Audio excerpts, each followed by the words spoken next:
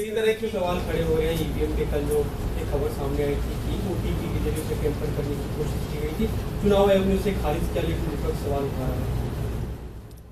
देखिए, Elon Musk जो जिसका गुणगान करते हैं ये लोग, बीजेपी के लोग और हमारे प्रधानमंत्री जी, अमेरिका जैसा देश वो कह रहा है कि भाई ईवीएम बंद होना चाहिए, क्योंकि अमेरिका में भी धांधली की खबरें ईवीएम को लेके आती रहती हैं समय समय पे।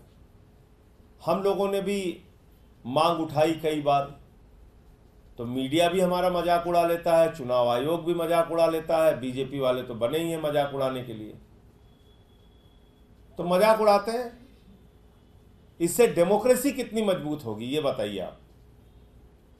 अगर ईवीएम में एक नहीं अनेक बार ऐसी घटनाएं हुई कि बटन किसी दूसरी पार्टी का दबाया जा रहा है और वोट कमल को जा रहा है, क्या यह चिंता का विषय नहीं होना चाहिए? आप बताइए, ओटीपी का कैसे, उसके पास कैसे, जो कैंडिडेट है उसका साला था शायद, उसके मोबाइल पे कैसे जा रहा है?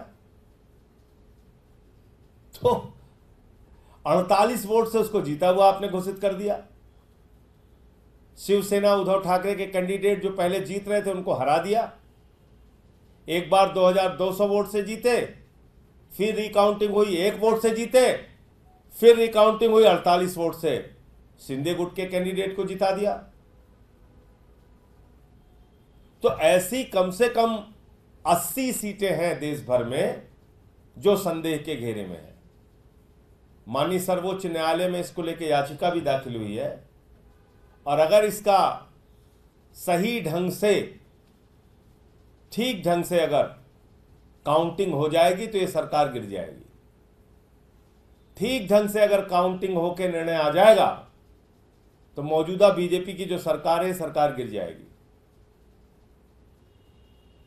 कहीं लाइट बंद करा दिया फर्रुखाबाद में, वहां 2-2.5 हजार वोट से जीत गए। कहीं कोई हल्ला करा दिया, वहां जीत गए। कहीं कुछ हल्ला करा दिया, वहां जीत गए। तो ऐसी देश भर में 80 सीटें हैं जो संदेह के घेरे में है।